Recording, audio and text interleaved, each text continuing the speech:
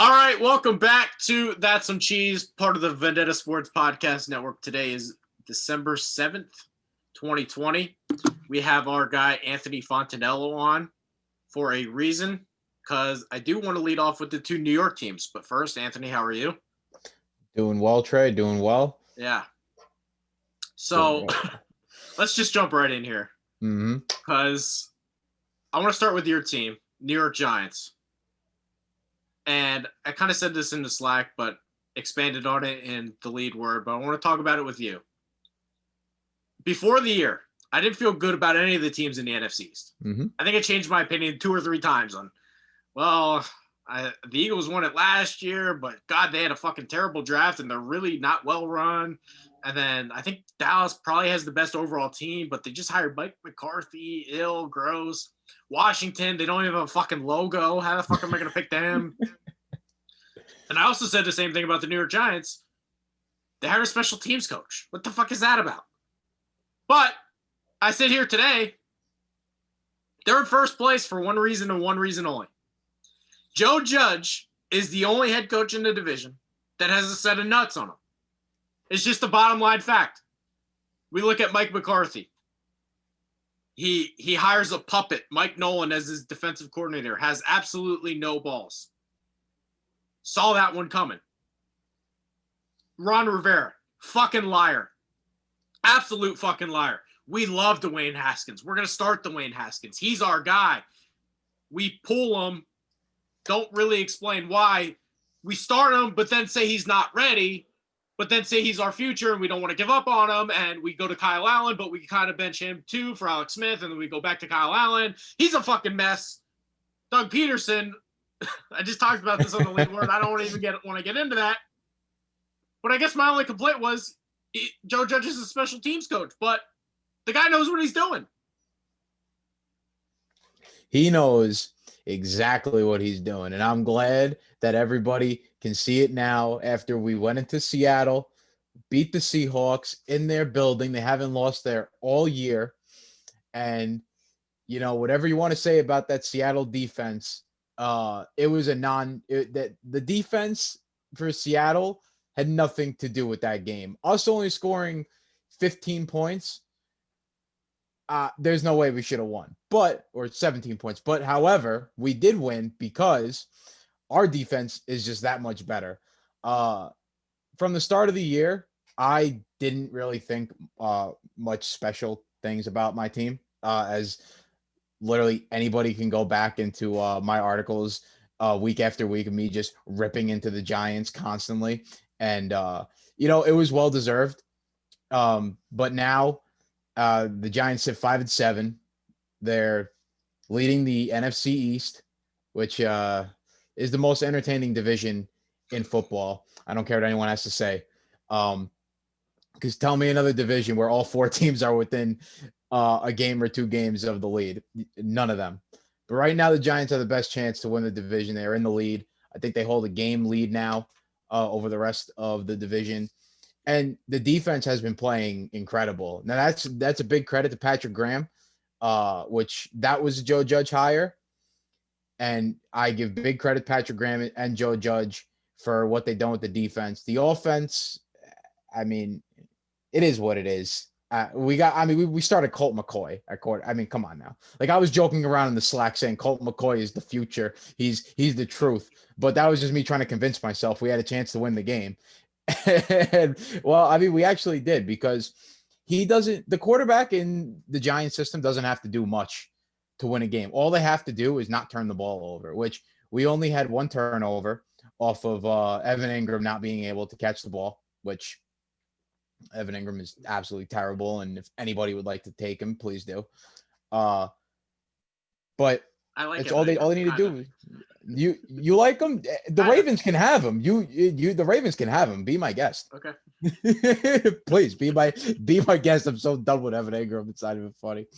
But I was saying for about 2 weeks now that the Giants figured out their formula to winning games, and that's run the ball, play defense, and don't turn the ball over. That's exactly what they did yesterday, and it worked to an absolute T. They held Russell Wilson not even just in check. Like Russell Wilson and that Seattle offense they did absolutely nothing. Like there was nothing that they did. DK Metcalf was getting locked down by James Bradbury. He's having a great year. And I'm telling you right now, this isn't because of Dave Gettleman. Dave Gettleman has nothing to do with the team he put together. The team that he put together, put under any other head coach, would probably be horrible right now, way worse. They're probably like 2-9 or something. But Joe Judge is getting the most out of these guys, and he deserves a lot of credit for that. I said it on the last show I did. I owe the guy an apology. I ripped the Giants for hiring him basically for two reasons. One, I don't trust Dave Gettleman. So anybody Dave Gettleman was going to hire, I wasn't going to trust it. And number two, I just never heard of the guy. So I was like, who the fuck is this guy? On my article, it's a picture of Conor McGregor with the, who the fuck is this guy? Because I legit did. I like to think I watch football and shit. I legit didn't know who he was. When you hire somebody I don't know who you are, it's a bit of a red flag. But he's the only coach in the division that has a set of nuts on him. There's two big examples. I think it was early in training camp. He made his guys run laps or something. Yeah, he even had his assistant coaches running laps with them. He had his guys running laps, and people were like, "What's this clown doing?" I'm like, kind of like that. He's taking accountability. I kind of like that. I'm not going to say anything yet, but I kind of like it. And then the thing he did with Golden Tate really, I think, was almost the turning point in the whole season. It's like, this guy's going to act like a clown? I don't need this guy. Get the fuck out of here. We'll be seeing you. Like, I'm not putting up with this. I think that's the reason why they're winning. He's the only guy in the division that's accountable. I don't know. I don't know how much of I don't know your athletic history, but I'm sure there are coaches that you've had and you're like, I just can't put 100% into this. I just don't like this guy. Because my college wrestling head coach, I didn't put 100% effort. I fucking hated that guy. I mailed it in. I totally mailed it in. Yeah, I can relate to that. My high school head coach was like a lot better. I don't know. There's something about like the coaches that like will literally sit there and rip on you that you want to give 100% for. I don't know why, but it's just like you can't control it. Yeah. Whether you want to try or not, it's innate in your head that you cannot give 100% effort in for someone that you do not believe in. Mm-hmm. A perfect example of this is the defensive end, defensive tackle. They kind of line up everywhere. Leonard Williams.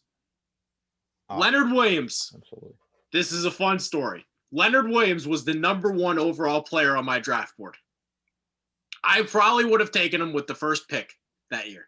Really? That was the Winston and Mariota draft because I liked Winston, but I wasn't 100% sold on him. And overall player-wise, I thought Leonard Williams was the best guy in the draft. He goes to the Jets. I'm like, I'm a fucking idiot. This guy sucks. This guy sucks. He's at the Giants. He has more career sacks this year for the Giants in 12 games than he did in 4 years with the New York Jets. If that doesn't tell you everything you need to know about these guys are human, that effort matters, that coaching matters. Leonard Williams didn't just magically get better. Leonard Williams just didn't wake up one day and say, hey, I know how to play football again. He's always been really good. It just, you got a guy that knows what he's doing as your coach. He can play all of a sudden. Isn't that weird? It's crazy how these things work out. It's, I mean, you could look at, there are so many examples of this throughout the NFL. I mean, who do you want to look at? Ryan Tannehill, he was horrendous under Adam Gase, leaves Adam Gase, and then, he like went on an absolute tear during the playoffs and even for most of this season. You watch the Giants probably, I'm guessing, more than I do. Yeah. I kind of watch the red zone and whoever else is on the primetime games, but I don't specifically lock onto anybody in the 1 o'clock window. Leonard Williams doesn't look like he can be blocked. He's everywhere. No, it's crazy because if you watch him last year, he was doing literally none of this. It was like the same story that he was doing with the Jets. He couldn't get to the quarterback. His QB pressure was like was ridiculously terrible. I had given up on him. I said to myself, I don't know how I missed here. I'm an idiot. This is one of my biggest whiffs of all time. I was right. He's awesome. Yeah, he's doing great now. And I was livid at Dave Gettleman for making the trade that he did for him. Well, he didn't have to make the trade. He could have just paid him in free agency. But exactly, it's so stupid. But whatever. I mean, listen, I'm happy he's playing well because he's not just playing well. He's unbelievable. He's killing it. He's killing it. Almost everybody on the defense killing it. I mean, you know what? Even Jabril Peppers is starting to grow on me. Wow. A little bit. A little bit. I know. Hey, listen, he's never going to be a cover safety. No, that's why I don't like John Abram either. If we can get him to be sacking the quarterback, at least get the sacks, then you know what? I'll live with him not being able to cover anybody. So I don't like Jamal Adams either. Yeah, Jamal Adams, I can't stand Jamal Adams just because I think he is a baby back bitch. Fucking goes and leaves to the Jets. And then I was so happy because last year when the Jets beat the Giants and it was just a stupid game between two really bad teams. He was so happy that they beat the Giants, and then now the Giants come into Seattle onto his better team and beat him at home. I was so happy to see him in the press conference. Oh, this isn't Seattle football. I said, bro, you don't even know Seattle football. You played 8 games for them. What are you talking about? Not even. He was hurt. How long too? Yeah, I think almost all season. I'm pretty sure he hasn't even played 8 games. I don't even know how many games he's played, but it hasn't been a lot. I want to ask you this too, because I think the Giants have their head coach, but it might be a bad thing. It might be a curse to win the division this year. Because I'm sitting there thinking to myself, you're not winning the Super Bowl with Daniel Jones. It's just not going to happen. No. As long as he's your starting quarterback, maybe you can put a really good team around him and you can get hot, and maybe you can even reach an NFC title game. You will never win a Super Bowl if Daniel Jones is your starting quarterback. He's just not quite good enough. Yeah, I don't see him being good enough to win a Super Bowl. If Daniel Jones ever wins a Super Bowl, it'll be because the weapons he has around him and guys on the other side of the ball. It'll be because they have some crazy their offense still isn't good right now. No, it's not. I mean, the only thing they can really do right now is run the ball, which to me is a surprise because Saquon Daniel Jones is their leading rusher. He is. Daniel Jones is the leading rusher. I tell you what, Wayne Gallman, I really like Wayne Gallman. He's oh god. Now you're getting into the weeds a little bit. Hey, listen, this is a Giants fan after 4 wins in a row, man. Wayne Gallman's been doing his job. He's done his job, but I tell you what, it's not because of him. The offensive line's playing extremely. Andrew Thomas is looking better, a lot better. He looked a lot better. I think Pro Football Focus gave him the highest grade. That's like throwing up in my mouth. I hear that word. Those guys are jokes. Yeah, I don't understand how you grade offensive linemen on games. All I know is I seen that they're like, oh, it was the highest rated tackle play. I loved him coming out of the draft, though. Yeah, see, I don't know. I would have rather, some of the other linemen ahead of him. It was just, I don't know. I just had him ranked first, Thomas. You had him first? Yeah. You see, I'll tell you what. When it comes to the draft every year, I'm just used to Dave Gettleman at this point reaching. I actually thought he had a good draft though. This past year. It was there's really nothing I could have said wrong about it. Even though we had one of my favorite picks he had was Darnay Holmes. I think he's going to be really good. He had a pick this week against Seattle. Now we haven't seen McKinney really yet. He was actually maybe my least favorite pick. Yeah, the jury is still out on him, and he was a second rounder. So the jury's still out on him, but I mean, Dave Gettleman, I hate the man. But that's what I'm saying. It's almost he's going to keep his job if they win the division. No, I know he's going to keep his job. I know it's going to happen because earlier in the season, I listened to New York sports talk radio every single day, and I know what the fans are thinking. And at the beginning of the year, everyone was agreeing with me that Dave Gettleman is inept. He's terrible. He's got to get out of here. Now they're winning, and I'm hearing people call in all the time now saying, "Oh, Gettleman's got to get another year. He deserves it." They said, "No, he doesn't. Please, this is Joe Judge. This has nothing to do with Gettleman." He's going to get credit, though, for 4 things. Or 5 things, actually. He's going to get credit for trading Odell, even though it was a terrible salary cap mistake and they didn't quite get enough. He's going to get credit for hiring Joe Judge, which he probably deserves credit for. He's going to get credit for drafting Daniel Jones, despite the fact that it's really not great value. No. He's going to get credit for Leonard Williams for giving up 2 draft picks, even though he didn't have to and could have just signed him in free agency. And he's going to get credit for James Bradbury. So he'll keep his job. Yeah, he will keep his job. And Blake Martinez, he'll keep his job.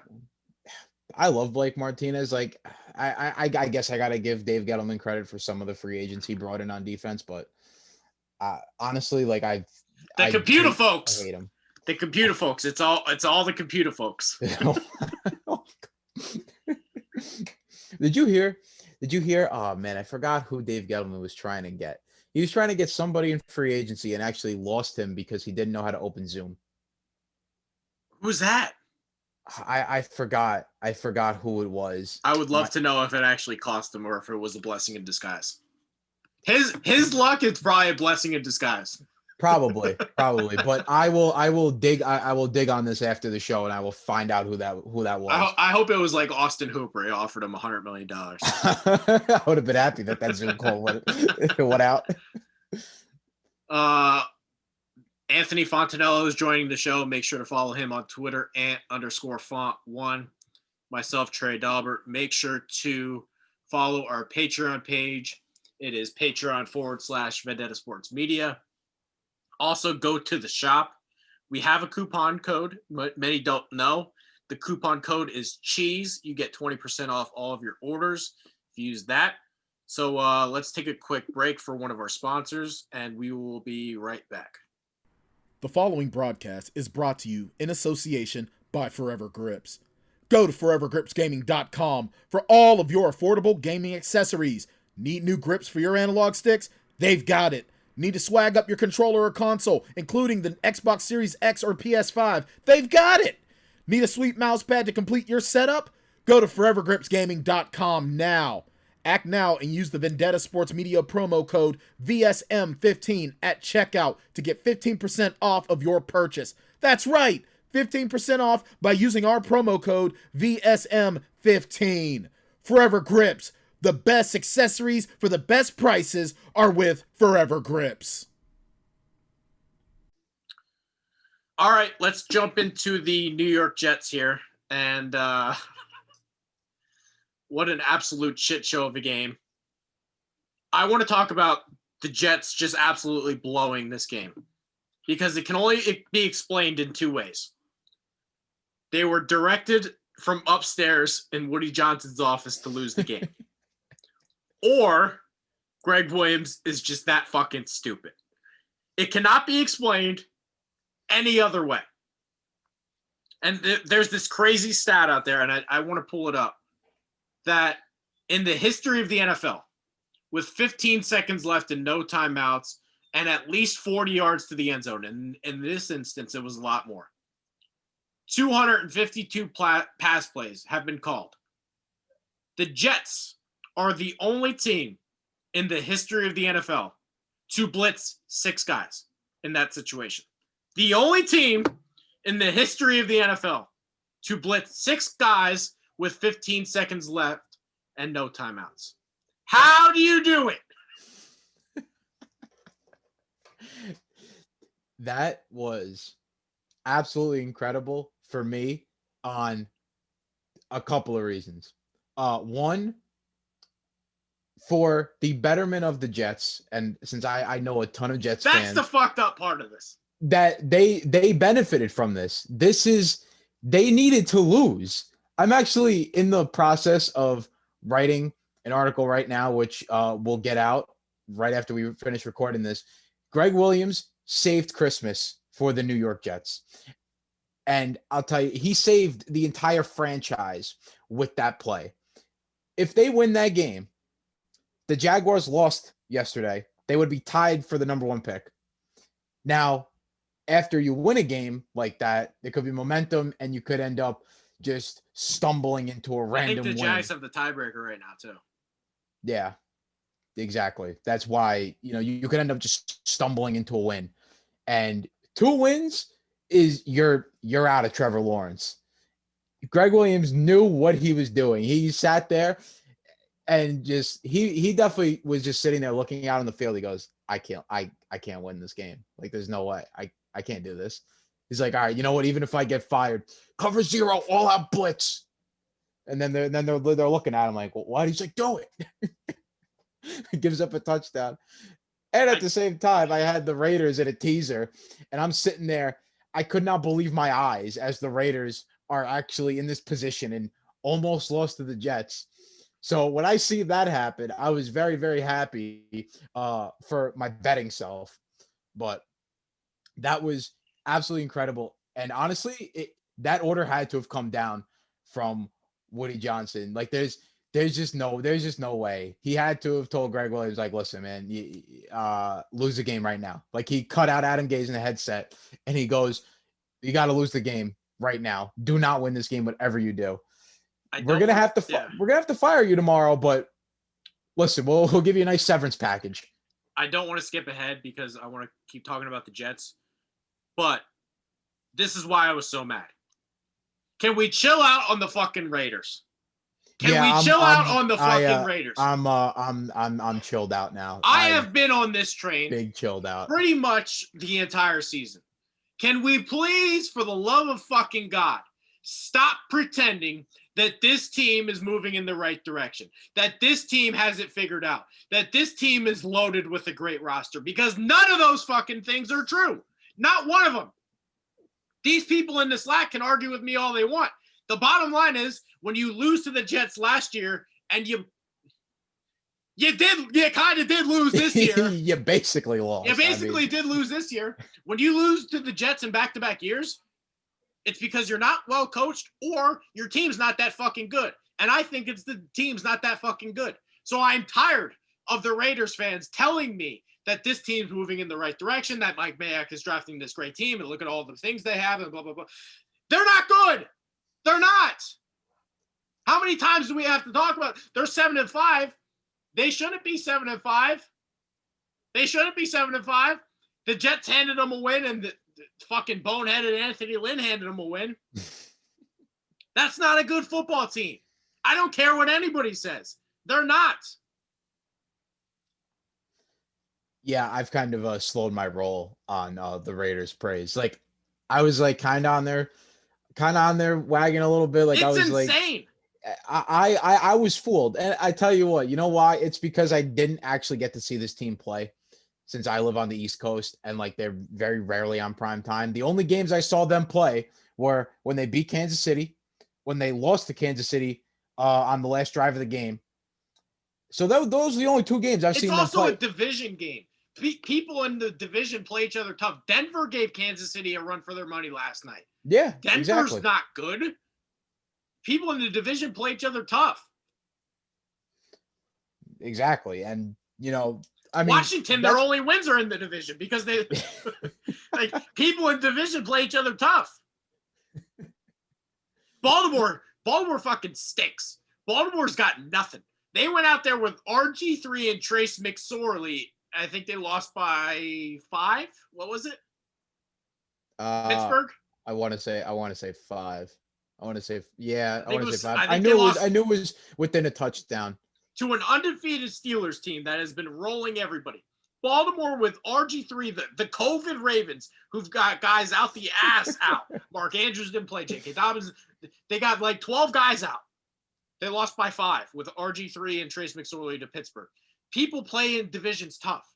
Yeah, the Raiders played the Chiefs twice. Tough. So did Denver last night. Who gives a fuck? They're not a good football team. Nah, and I'll say this right now. I am absolutely done betting on the Raiders, because they burned me like 3 weeks in a row now, and I'm like sick of it, because I'll take them straight up along with throwing them in a teaser, and like I'm done with taking them straight. They are just it's ridiculous. It's ridiculous. Like last week against the Falcons, the Atlanta Goddamn Falcons. You got smoked 40-6. That wasn't even that was just terrible. I actually threw that game on a stream and I could not believe what I was watching. The Raiders weren't in the Falcons game for 1 second of the game. Not for a second were they in the game. Can you imagine not being in a game against the Falcons? You let the Falcons beat you that badly? It's the damn Atlanta Falcons. The Raiders fans are lunatics. They're absolute lunatics. And it's not just the people in our site. They're all fucking lunatics. I can't fathom it. I don't hate John Gruden. I like Derek Carr. Yeah. I like Darren Waller. Mike Mayock didn't acquire any of them. All of them were there before he got there. This idea that Mike Mayock has built this fucking great team is ridiculous. You can go up and down the list of mistakes he's made. Henry Ruggs is a total reach. There's 5 receivers in this draft that are better than him. We know that already. Claypool's a monster. Justin Jefferson's a monster. CeeDee Lamb was on fire before Dak went down. He's still better. Jerry Jeudy, he would be better, but he's got nothing. Might even be missing somebody. Ruggs was the first receiver off the board. He should have never been the first receiver off the board. You can go up and down the list. Josh Jacobs isn't a first-round running back. I tell you, actually, that guy on the Jets that they got, Denzel Mims, I think he's not that bad. Yeah, I'd probably still take Ruggs, but this idea that Ruggs is a top 10 pick or whatever. He ain't better than Justin Jefferson and CeeDee Lamb. Get the fuck out of here. I'll tell you that right now. Justin Jefferson is an elite wide receiver already. And then we got people in the site talking shit. Oh, Cleveland Farrell. He's got 2 sacks in the whole year. It was against his Jets. I was seeing that. Those are his only sacks in the year. I seen that and I said, who? I was like, those are his only sacks on the entire year. He's got 2 against the fucking Jets. And they were trying to say they were trying to say, oh, everyone's saying he's a bust. He's got 2 sacks. He's got 2 sacks. Those are the only ones in the whole year. I'll give him credit for 3 picks. That's it. I will give him credit for Hunter Renfrow. I gotta pull out a fucking white slot receiver in the 5th round. You know, Scotty Miller's the same guy, but whatever. I'll give him credit for Hunter Renfrow. That's what you do in the 5th round. You get somebody who can contribute. Credit is where credit is due. Trayvon Mullen is a very solid corner. In the 2nd round, you want somebody who can start. He's a plug and play double. He's a double to the fucking left field. Good job. Trayvon Mullen can play. I mean, outside of that, Max Crosby's a really good pick. He's to get him in the 4th round or whatever is a good pick. Outside of that, there's mistakes everywhere. Everywhere. Yep. Now the Raiders just like I was a little bit I was fooled on them a little bit this year. Just but because, how are we getting fooled by the Raiders? I don't know. I don't know. You know, it's just because every time I can go up and down the list just as I don't have any fucking notes here. I got no notes. They gave up 2 draft picks for Antonio Brown. 2 draft picks. Oh, that was terrible. 2 draft picks for Antonio Brown. Guess who one of them is? Do you know? No, I don't actually. One of the picks is Deontay Johnson. Oh, how good would he look in the Raiders right now? That's a mistake. Can we just fucking forget about that? No. Why would we forget about that? Pittsburgh's really well run. Pittsburgh nails their draft picks. Pittsburgh's undefeated for a reason because they have a good team. Yeah. This idea that fucking the Raiders, get the fuck out of here. I mean, come on. You go up and down the list of mistakes. I could sit here all day. They gave like $60 million to LaMarcus Joyner. He's 5'8" and can't cover anybody because he's too short. In a division with Travis Kelce, you decided to give a boatload of money to LaMarcus Joyner, who will never have any prayer of covering Travis Kelce. That was fucking brilliant. Then your other safety is John Abram, and we already know he can't cover. His best quality is he takes smelling salts. You took him in the 1st round. He can't really play either. He's a box safety. This is like, if you do your homework on the Raiders, you see mistakes everywhere. Everywhere.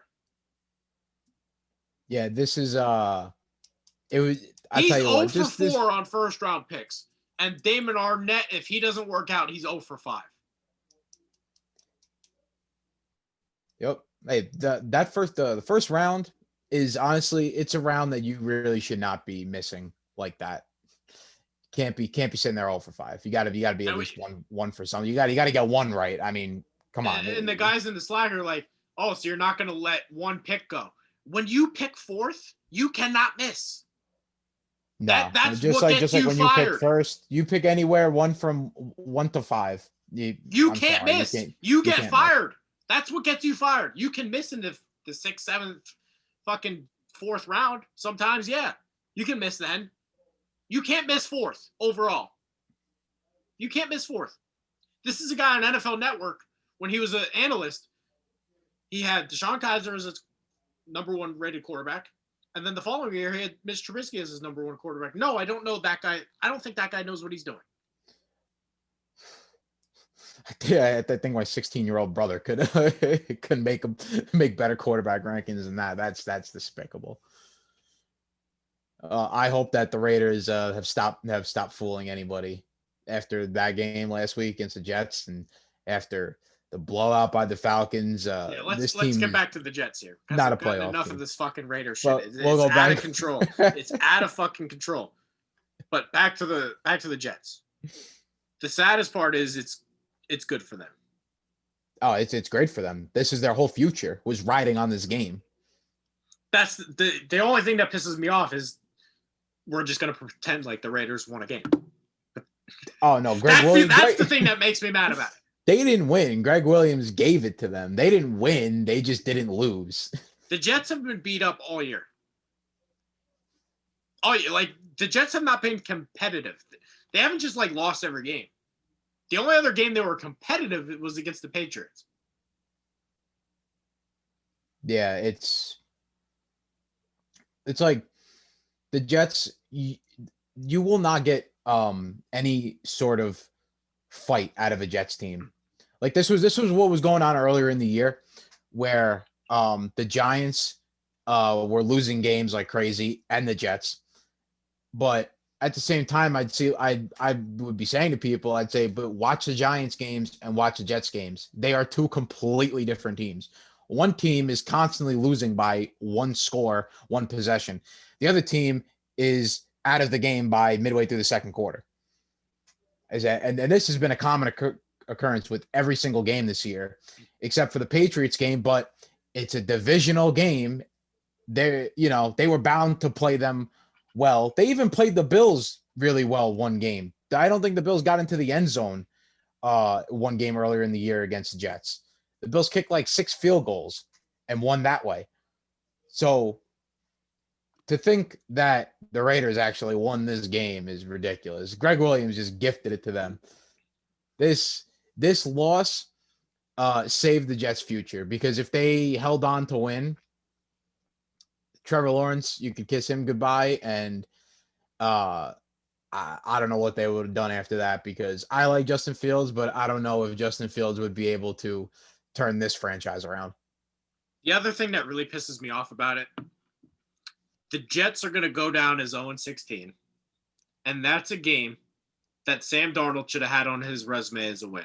It is unfair to Sam Darnold that he's going to go down as an 0-16 quarterback. That's not right. Not his fault at all. Nothing that happened this year nothing that's happened in his tenure with the Jets. He played his ass off this week. He did. If they won it, he would have been the sole reason. I mean, even his interception was my guy didn't come up with a 50-50 ball. Yeah, I mean, listen, Sam Darnold's making plays, and I think Sam Darnold can be a good quarterback with just another team. Like, he's just got to get the hell out of New York. Like, this whole experience has just ruined it for him. I could see him going to, like, say, a Pittsburgh or in Indianapolis, maybe learn from an aging quarterback with already an established team. I think that would do benefits for Sam Darnold, but nothing that has happened here has been his fault at all. You can point your finger in about 10,000 other directions before you point it at Sam Darnold. Let's take one more quick break with one of our sponsors and finish up the rest of the show. The following broadcast is brought to you in association by XP Coffee Company. XP Coffee Company is the fresh brewed coffee made for gamers by gamers.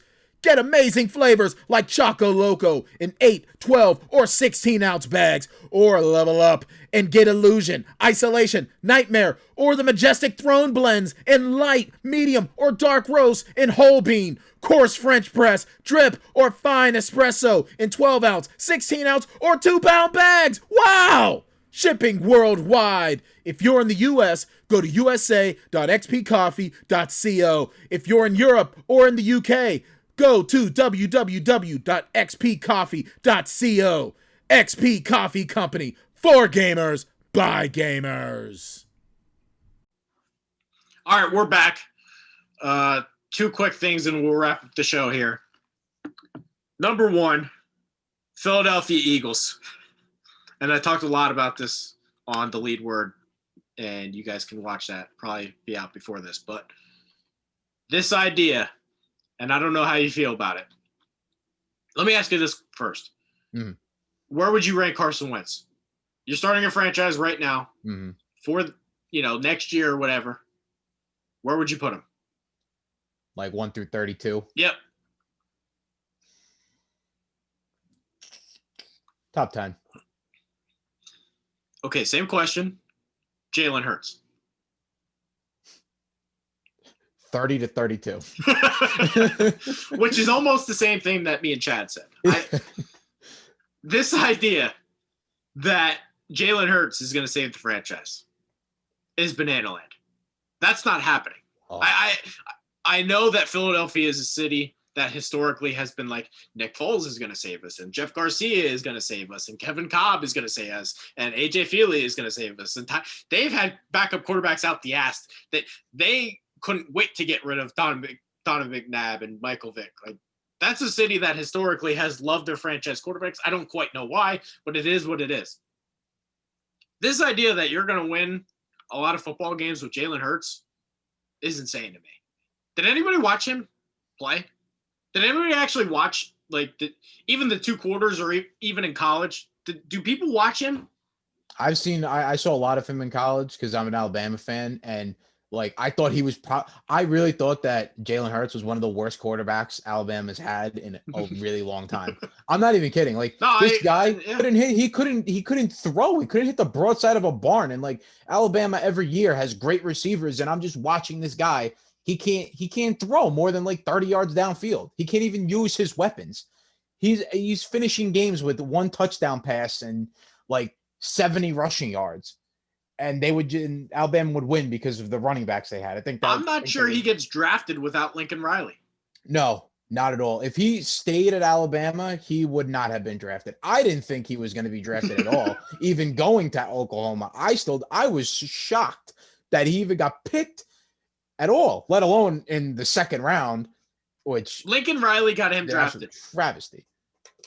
Lincoln, because it's in the Big 12, and Taylor Cornelius can put up numbers in the Big 12. You name anybody, they can put up numbers in the Big 12. Lincoln Riley legit got him drafted. I'm 100% convinced. Yeah. But this idea that he's going to save the Eagles franchise is crazy. No, there's no way that he can save the Eagles. I don't know. He's not even a starting quarterback in the NFL. I don't even think he belongs in the NFL, to be quite honest. I mean, I don't know why Eagles fans are so honed in on just blaming Carson Wentz for everything. Okay, Carson Wentz has not had a good season, but you cannot blame the guy for what's going on the field. Your defense sucks. You have no receivers. Your offensive line is completely decimated at this point. How can you blame this guy for anything? He was an MVP candidate not even 4 years ago. Not even that, he was going to win. And he would have won. He had an injury, and you know what? They just rode on this high of Nick Foles, and they won the Super Bowl. All right, but you know what? Let's get back down to earth here. Nick Foles sucks. He's terrible. Carson Wentz is your real future. Okay, they shouldn't make that mistake, because I'll tell you right now, if the Eagles don't want Carson Wentz, I'll gladly take Carson Wentz. Gladly, I will take Carson. That's Wentz. what I'm saying. The haters and the fanboys can say whatever they want. There's 20 teams right now that would take him, No, even with his contract. It would be no problem. No problem to me at all. Carson Wentz on the Giants, I would take him in a heartbeat. I just want the haters to be ready right now because I don't know if the Eagles will move on. But if they do, and he ends up in a place like Indianapolis, they better be ready to be wrong because it's going to happen. Right now, Carson Wentz is the most hit quarterback, the most sacked quarterback, the most pressured quarterback in the league. And even when Jalen Hurts came in the game, he was sacked like 3 or 4 times. So it's not a Carson Wentz has a mobility problem or Carson Wentz has a pocket awareness problem. That ain't it. Your wide receivers are – has anyone actually watched Alshon Jeffrey? Is he even alive? He looks like a snowman trying to run a route. He can't move. He legit can't move. If I'm not mistaken, I think he's caught 2 or 3 passes all year. He can't move. It's J.J. Arcega-Whiteside is a healthy scratch like every week. Jalen Reagor's he had a punt return. Great. Like they passed on Justin Jefferson for Jalen Reagor. Obviously a mistake. And they're like $60-70 million over the cap next year. Yeah. That's bad. That's really bad. They're fucked. But yeah, no, they're completely screwed. They need to revamp and retool this, like that entire receiving core and that offensive line. I would say do the offensive line first because Carson Wentz is good enough to at least work with guys like this, but not if he has the entire D-line in his face within half a second of getting the ball. There's just there's so much on this because my personal belief is it does not matter who the Eagles quarterback is right now. It wouldn't matter if Deshaun Watson was their quarterback or Patrick Mahomes was their quarterback. Nobody's winning with this. No, you can't. It's impossible. And when Jalen Hurts fails, I want those same haters to keep that same energy. Like, as a Giants fan, if Jalen Hurts actually took over in Philly and they kicked Carson Wentz out, you would throw a party. Oh, I would throw an absolute party that we will not lose to the Eagles for another like 7 years. I would be ecstatic because if they're really going to do that, you're just going to, they would eliminate themselves from the NFC East for the next like 7 years. And I'd be so happy about it. That'd be great. Last thing here, and then we can go watch football. Anthony Lynn. I don't know what we got to do for this guy. It's your favorite head coach in the NFL. It's got to be. I don't know if we set a bonfire. I don't know if we do some Indian prayers, if we do some meditations, stab ourselves in the eye. I don't know what's got to happen here. But Anthony Lynn, this guy gets away with murder. This guy's unbelievable. How do you lose 45-0 against the New England Patriots, this Patriots team? How do you do it? How does your key card work the next morning? They should have done to him what in that little Jamal Adams video when he was on the Jets, he tried to get it into the door. He goes, "Oh man, I guess they cut me." That's what they should have done to Anthony Lynn. That was absolutely embarrassing. I thought the Patriots were going to win just because Anthony Lynn is an absolute inept head coach with finishing games. Like, for the most part, it's like he can like guide the team through the game, and then once they get to the end, his brain just goes blank. He just has a complete brain fart in the middle, in like the last closing seconds of the game. But to lose 45-0 to this Patriots team, they have no real offense. I mean, Cam Newton is winning games with running for 1 touchdown, throwing for 0 touchdowns, and throwing 1 or 2 interceptions. They are just a straight run the ball team at this point. Their defense isn't even that good, but you let them put up 45 on you. I mean, my God. Shout out to San Diego Pete and all those fucking loser Chargers fans that called me out. Shout out to all those guys. I haven't heard from them. It's weird.